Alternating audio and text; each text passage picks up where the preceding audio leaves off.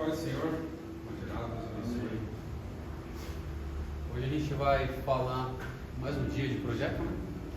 O antepenúltimo dia do projeto, pode ser já. O antepenúltimo dia do projeto. E a gente vai falar sobre os capítulos 25, 26 e 27. Deixa eu adiantar aqui para a gente ver os capítulos. 25, 26 e 27.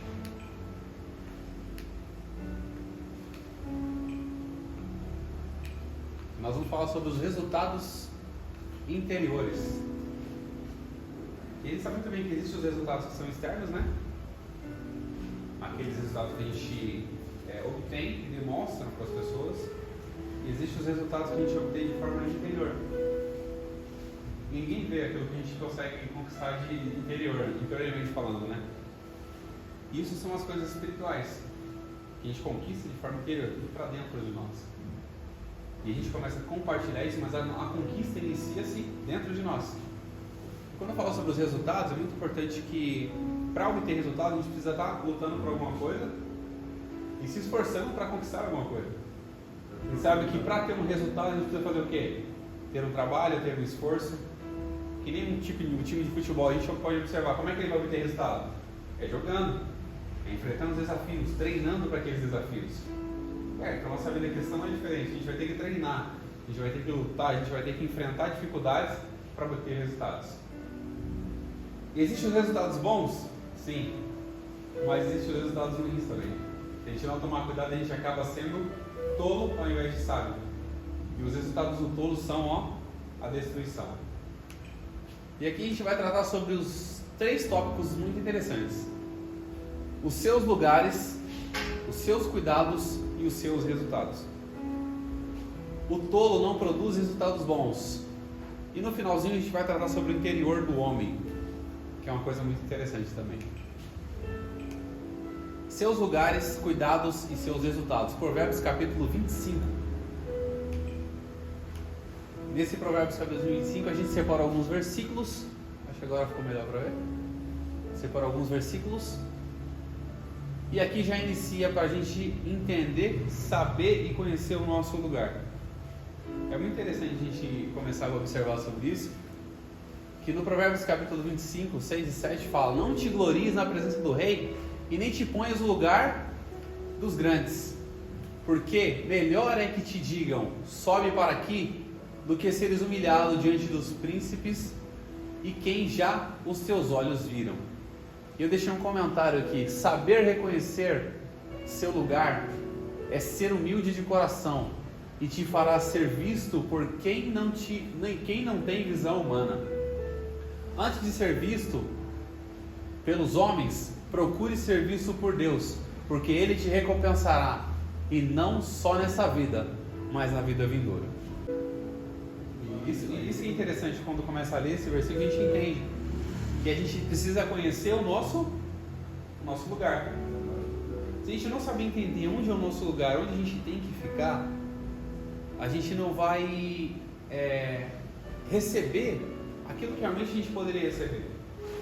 Por exemplo, se você está num cantinho aqui sentado, mas você busca a Deus, você jejua, você faz os seus propósitos de oração, e você está disponível para Deus, é mais fácil você ser chamado do que alguém que já está se achando o máximo ali e acha o mais importante, e mesmo sem ser. Então, se a gente pensar ser alguma coisa não sendo, a gente engana quem? A nós mesmos. Então o provérbio já começa a falar: quando você chegar no ambiente, saiba definir onde é o seu lugar, onde é o seu cantinho, onde é o seu local onde você tem ali para poder aprender. Porque se a gente conhece o nosso lugar, os nossos resultados serão muito vantajosos. Por quê? Quando a gente conhece o nosso lugar, a gente sabe que o Deus que conhece a gente, sabe porque a gente está naquele lugar, a gente respeita Ele, respeita o nosso ambiente, respeita o nosso lugar, e sabe que se for para exaltar no momento certo, Ele exalta a gente. Porque todo momento Deus faz as coisas grandiosas na nossa vida. Então é importante que a gente tenha isso em mente, saber reconhecer. Se chegar num ambiente e falar: esse ambiente é para mim, então eu vou para o meu cantinho aqui, eu vou ficar cantinho. Porque se alguém sentir no coração e Deus me vê primeiramente, o que mais importante de tudo é que Deus veja a gente. Que Deus contemple a gente.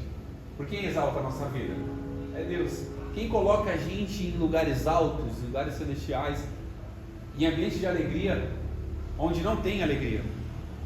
É muito interessante porque se a gente vai para um ambiente, às vezes a gente está passando por dificuldades, está sofrendo tanto, está passando tanto problema financeiro, problema emocional, problema sentimental, problema no casamento, e de repente a gente chega aqui e começa a sorrir e abraçar as pessoas. Quem é que dá essa paz para a gente? É só Deus.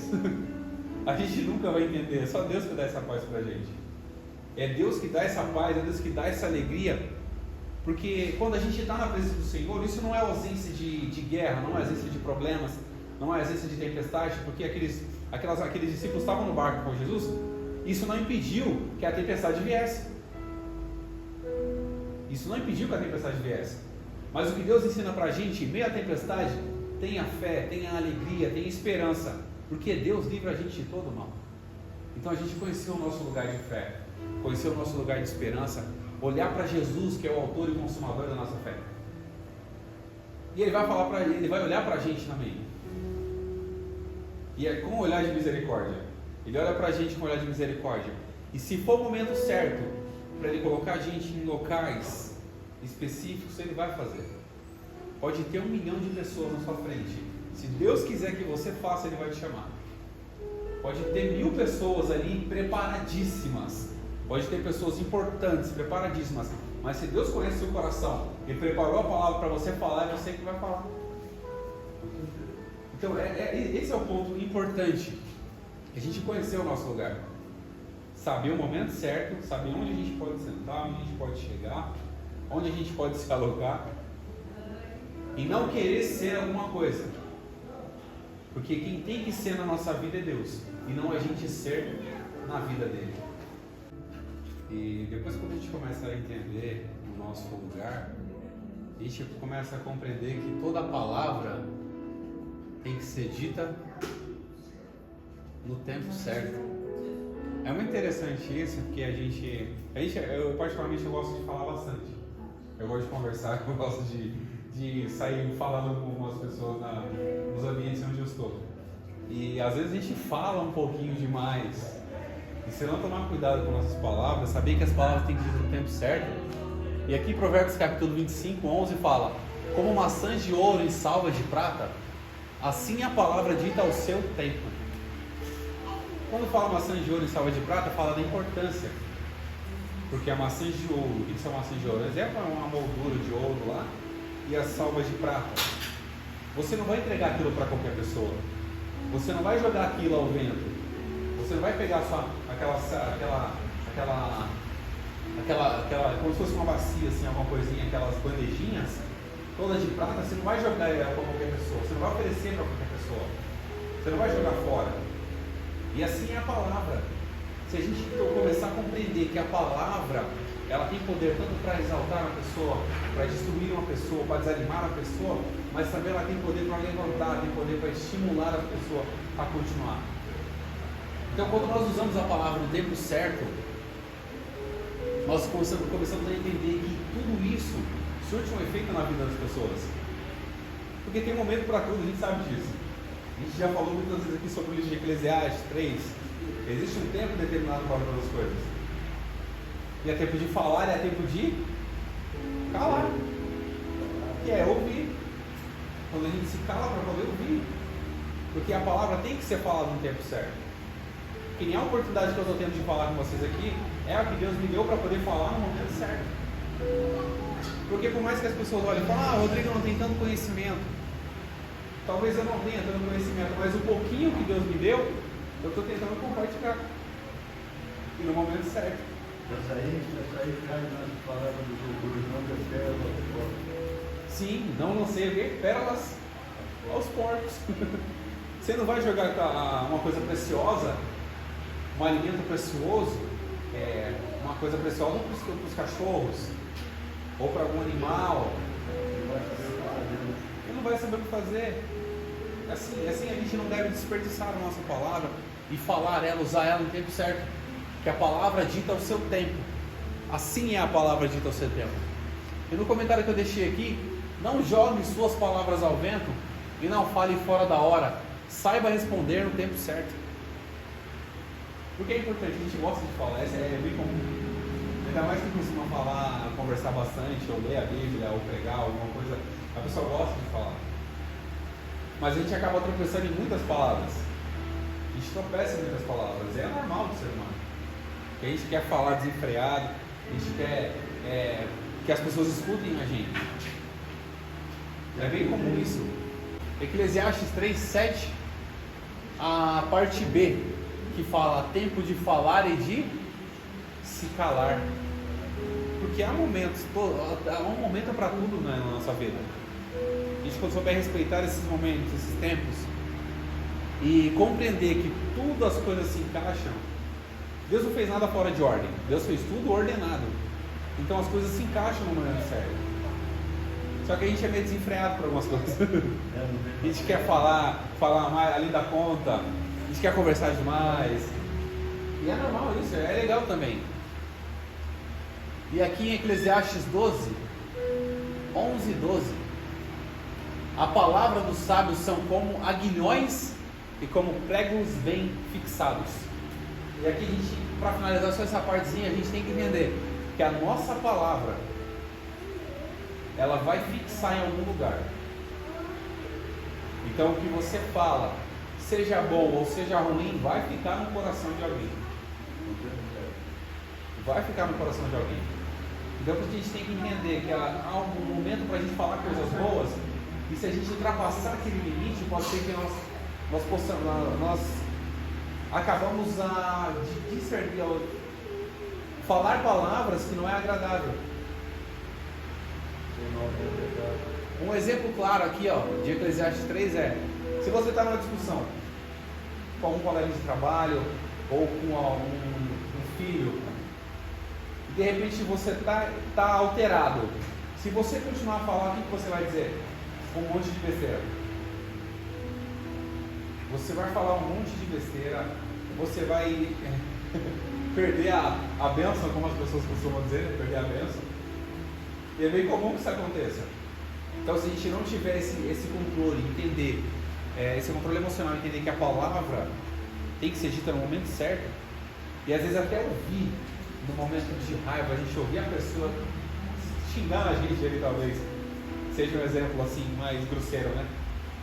E a gente começar a compreender que a nossa palavra tem poder e pode mudar um ambiente, pode mudar o coração de uma pessoa, pode transformar a vida de alguém.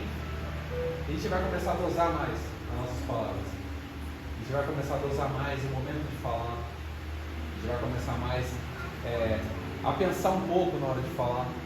Eu tive inclusive uma experiência com uma pessoa que ela falou: olha, Rodrigo, eu vejo algumas coisas que você faz, mas eu não posso falar. Por quê? Porque ela não teve a oportunidade para falar.